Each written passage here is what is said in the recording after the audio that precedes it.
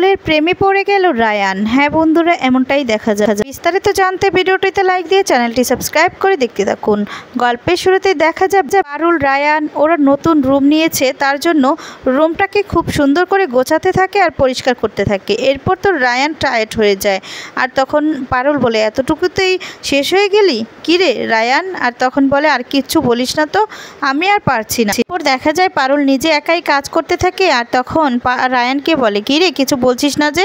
আর তখন বলে যে এখন আমার কিছু বলতেও ইচ্ছে করছে না রে, আসলে আমার খিদে পেয়েছে। আর তখন বলে তুই দাঁড়া এখানে, আমি এক্ষুনি আসছি। তো দেখা যায় পারুল রায়ানের জন্য খাবার নিয়ে আসে, আর তখন খাবারটা এনে দিলে খুশি হয়ে যায় রায়ান, আর বলে বাস এটা তো আমার খুব ফেভারিট, তুই কোথায় পেলি? আর তখন বলে কখন থেকে তো তুই জ্ঞান জ্ঞান করছিলি যে খাবো খাবো, জন্যই খাবার নিয়ে আসলাম। আর তখন তো খুশি হয়ে যায় রায়ান, আর বলে এই গুণগুলোর জন্যই না তোকে এত পছন্দ করি, বুঝতে পেরেছিস? এর জন্যই না ওই গুন্ডাগুলোর হাত থেকে তোকে বাঁচিয়েছি।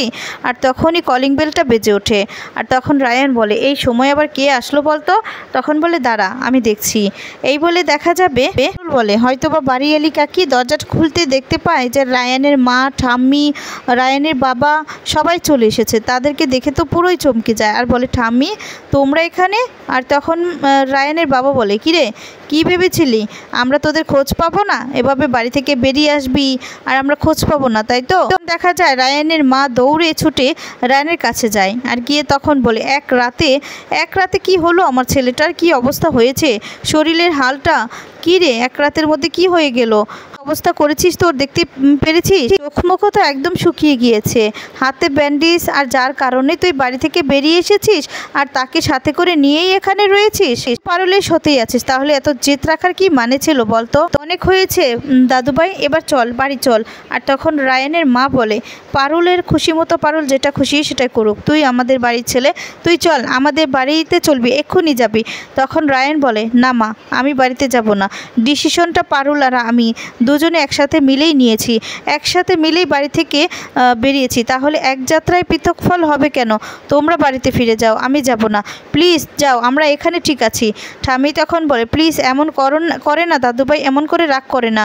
আর তখন দেখা যায় পারুলের শ্বশুর বলে যে আচ্ছা পারুল তুই তো বুঝদার মেয়ে, তুই চল বাড়ি চল, তুই ওকে বোঝা, আর তখন এমনটা করিস না। আর তখন রায়ান বলে বাবা তোমরা এমন কেন করছো বলো তো, দাদু আমাদেরকে তাড়িয়ে দিয়েছে, দাদু তোমরা যে নিতে এসেছো, দাদু কি চায় আমরা বাড়িতে ফিরে যাই, চায় সেটা? আর তখন ঠাম্মি বলে চায়, তোর দাদুও চায় তোরা বাড়িতে ফিরে যাস, আসলে তোর দাদু দু চার কথা বলে দিয়েছে, আসলে তোর দাদুই তো আমাদেরকে পাঠালো তোদেরকে নিয়ে যেতে, এমন করে রাগ করে থাকে বল?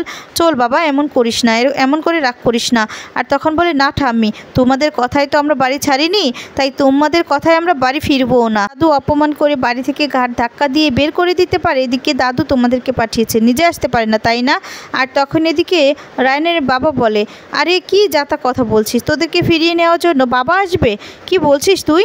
আর তখন দেখা যাবে ঠাম্মি বলে দাঁড়া বড় খোকা, হ্যাঁ তুই যখন চাইছিস তাই হবে বাবা, তাই হবে, তোর দাদুই তোকে নিয়ে যেতে আসবে, তোকে আর পারুলকে নিয়ে যাবে, বুঝতে পেরেছিস? তুই যদি চাস এটাই হবে, আমি তোকে কথা দিচ্ছি, তোদের দাদুই আসবে তোদেরকে ফিরিয়ে নেওয়ার জন্য, ফিরে যাবি তো বাবা? রায়ান রাজি হয়, আর এটা দেখে তো পারুল অবাক হয়ে যায়, আর বলে রায়ান তো তখন বলল ফিরে যাবে না, তাহলে এই রায়ানই দাদু আসলে ফিরে যাবে? আমি তো যতটুকু জানি রায়ান তো এমন ছেলে নয়, ও যেই জেদি ছেলে এক কথাতেই ফিরে যাবে, না না ওর মনে আবার অন্য কোনো ছক নেই তো? তখন এদিকে রায়ান মনে মনে বলে যাও খবর দাও আশুতোষ বসুকে, এরপর তাকে আমার কাছে আসতে হবে, এবারই তো খেলা হবে, শেয়ানে। সবাই যখন চলে যায় এদিকে পারুল বলতে থাকে একটা কথা বুঝতে পারছি না রায়ান, তুই কেন বললি যে দাদু আসলে তুই ভেবে দেখবি কি বাড়ি ফিরে যাওয়ার কথা ভাবছিস নাকি রায়ান? দেখ এত কিছু পর কিন্তু আমি বাড়িতে ফিরে যাব না, আগে থেকেই বলে গেলাম। আর বলে আরে তুই এত টেনশন করছিস কেন, তুই তো শুধু 6 মাস হলো দাদুর অপমান সহ্য করছিস, আর আমি জন্ম নেওয়ার পর থেকে, বুঝতে পেরেছিস? তা আমি তোর কি মনে হয় যে আমি আপোষ করব? আমি যেটা বলেছি আমি সেটাই করব, বুঝতে পেরেছিস? আর তখন বলে তুই কি ভাবছিস বলতো রায়ান, দাদু যদি এখন সত্যি আসে আমাদেরকে নিতে নিতে, তখন তুই কি বলবি? এরপর বলে কি বলবো, আর তখনই কলিং বেলটা বেজে ওঠে। আর তখনই দেখা যায় পারুল ভয় পেয়ে যায় আর বলে, এ রায়ান, দাদু আসলো নাকি রে? কলিং বেলটা বেজে উঠলো আর তখন বলে, আরে না, দেখ না কে আসলো। এই বলে পারুল দরজাটা খুলতে যায়। আর যখনই দরজাটা খোলে তখনই দেখতে পায় দাদুকে। দেখেই তো চমকে যায়, অবাক হয়ে যায় আর বলে, দাদু আপনি আপনি এসেছেন? আর তারপর দেখা যায় পারুল মনে মনে বলতে থাকে, এবার রায়ান কি বলবে দাদুকে? রায়ান তো যাবে না বলছে। ওর দাদু ঘরের ভিতরে যায় আর তখন দেখা যাবে ঘরটা ঘুরে ঘুরে দেখতে থাকে আর বলে, বাহ, কি সংসার পাতার ছিরি, সুন্দর করে সংসার পাততে গেলে না স্কিল লাগে। পারুল তখন বলে, দাদু আমরা চেষ্টা করছি। আর তখন বলে, আসলে টানাটানি চলছিল তো। তখন দাদু বলে, চেষ্টা করছো মানে? কি চেষ্টা করছো?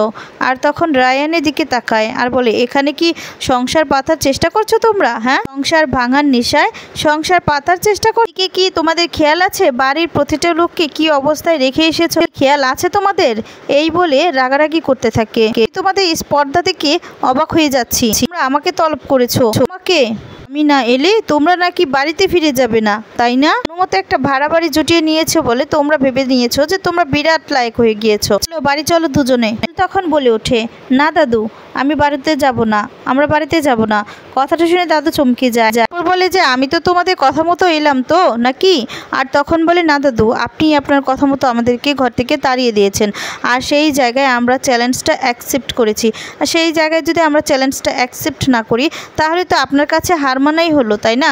আমরা তো হার মানতে রাজি নই। একটা সিদ্ধান্ত নিয়েছি আর নিজের সিদ্ধান্ত অটুট থাকা তো আপনার কাছ থেকেই শিখেছি দাদু।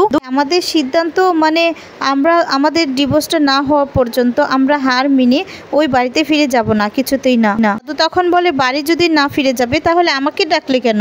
আর তখন বলে, এই যে কথা বলবো বলে কথা শুনে অবাক হয়ে যায় আর দাদু। আর তখন রায়ান বলে, আমরা তোমাকে দেখাতে চেয়েছিলাম যে আমরা বসুবাড়ি ছাড়াও আমরা অ্যাডজাস্ট করতে পারি। সেটা তুমি নিজে না দেখতে পেলে, নিজের চোখে না দেখতে পেলে তো তুমি বিশ্বাস করে নিতে যে আমরা হয়তো বা রাস্তায় পড়ে গিয়েছি।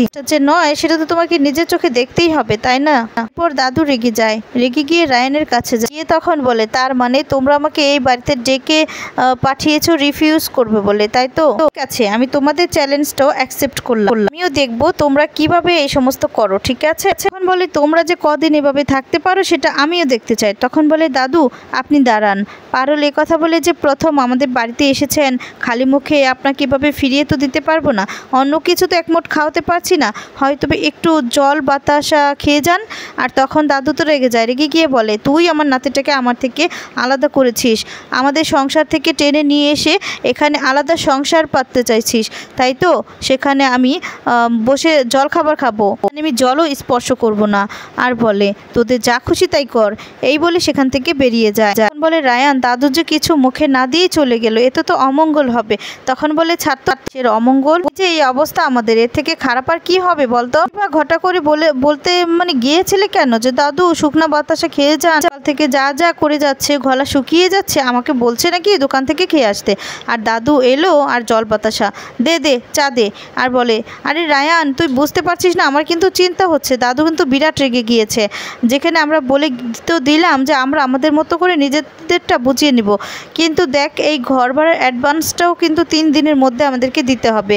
আমরা তখন কি করব বল? 3 দিনের মধ্যে আমরা কোথা থেকে টাকাগুলো পাবো? এটা যদি আমরা না দিতে পারি তাহলে কিন্তু এখান থেকেও আমাদেরকে তাড়িয়ে দিবে।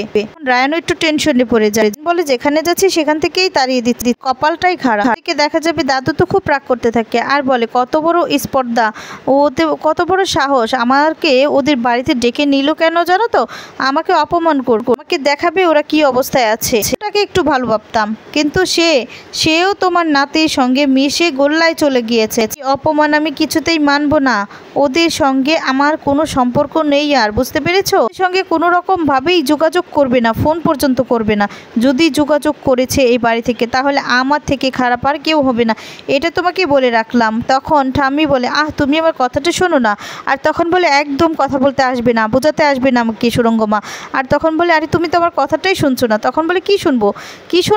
তখন ঠাম্মি বলে আচ্ছা তুমি কি চাও, সুখ দুঃখ আনন্দ উচ্ছ্বাস এ সমস্ত কিছু, তাই তো? ওরা যদি দুজন একসাথে উপভোগ করে যা ওদের দিকে তুমি ছুরিয়ে দিয়েছো সেই সব কিছু ওরা দুজন সুখে দুঃখে একসঙ্গে যাচ্ছে কিনা বলো? তুমি নিজেই নতুন করে একটা সংসার পেতেছে, নতুন করে ওরা দুজনে মিলে একটা বাঁচবার পথ খুঁজেছে।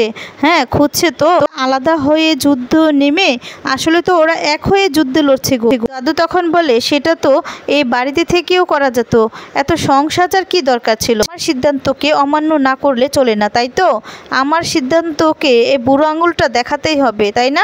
কে অপমান করার শাস্তি ওদেরকে পেতেই হবে। ওরা যদি এক হতে চায় তাহলে ওদের দেখানো পথে এক হতে হবে, কিন্তু আমাদের সাথে যদি চলতে চায় তাহলে আমি যেটা চেয়েছি, আমার সিদ্ধান্ত, আমার দায়িত্ব সব কিছু ঠিক আশুতোষ বসুর কাছে আসতেই হবে। তো তখন খুব রাগ করতে থাকে আর বলে যে এই বসু বাড়িতে ওদেরকে ফিরতে হবে, আর ফিরে আমার কাছে ওদেরকে ক্ষমা চাইতে হবে, তবেই ওদেরকে আমি ক্ষমা করব, তাছাড়া কিছুতেই ক্ষমা করব না, তার আগে নয়। কেউ যদি ওদেরকে খবর নিতে যাও তাহলে কোনোভাবেই কোনো ভালোবাসা বা কোনো কিছু দেখাতে যায়, আমার থেকে খারাপ কিন্তু ভালো হবে না। তার হাল যে আমি কি করব সেটা তোমার থেকে কিন্তু আর তোমার ছেলে মেয়েকে কিন্তু খুব ভালো করে বলে দিই। আমি তখন ভয় পেয়ে যাই। এদিকে দেখা যাবে রায়ান আর পারুল দুজনে মিলে বিছানা গোছাতে থাকে আর বলে চিন্তা করিস না পারুল, মানে ঠিক আমাদের কিছু একটা ব্যবস্থা হয়ে যাবে। রায়ান তখন হঠাৎ করেই বলে ওঠে এই তোর কাছে কিছু জমানো টাকা ছিল না, ওগুলো কি করেছিস তুই? আর তখন বলে সে আর কত টাকা নিয়েই বা বেরিয়েছিলাম বল, যা ছিল সেটা দিয়ে তো আজকের খাবারগুলো কিনলাম না, বারবার দেবার মতো কোথায় টাকা পাবো বল দেখি। আর তখন বলে উফ, বাড়ি থেকে বের হবি, কিছু টাকা নিয়ে বের হবি না? আর তখন বলে ওরে তীরপিণ্ডে, আমি না হয় ব্যবস্থাটা করলাম, কিন্তু তুই কি করেছিস? তুই তো মা ভবানী, আবার মুড়ি বাতাসা খাবো না, যত সব ফোটাঙ্গিরি। আর তখন বলে শোন, আমি না এভাবে থাকতে পারবো না। বলে তাহলে তোমার লেগে কি করব? তোমার লেগে কি রাজপ্রাসাদ খুলে নিব? তখন বলে আরে চিন্তা করিস না, আমি ভেবেছি লোন নিব। তখন পারুল বলে তারপর কি করি? ওই লোনটা তুই কি করে শোধ করবি? তোর কি সেই ক্ষমতা আছে?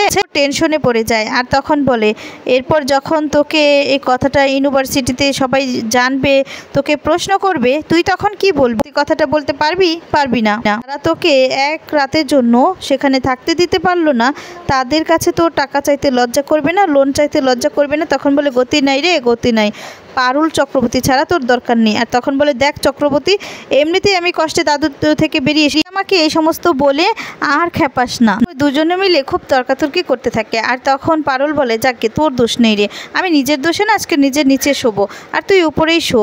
আর তারপর দেখা যায় পারুল নিচে সুন্দর করে বিছানা করে, উপরেও রায়ানকে বিছানা করে দেয়।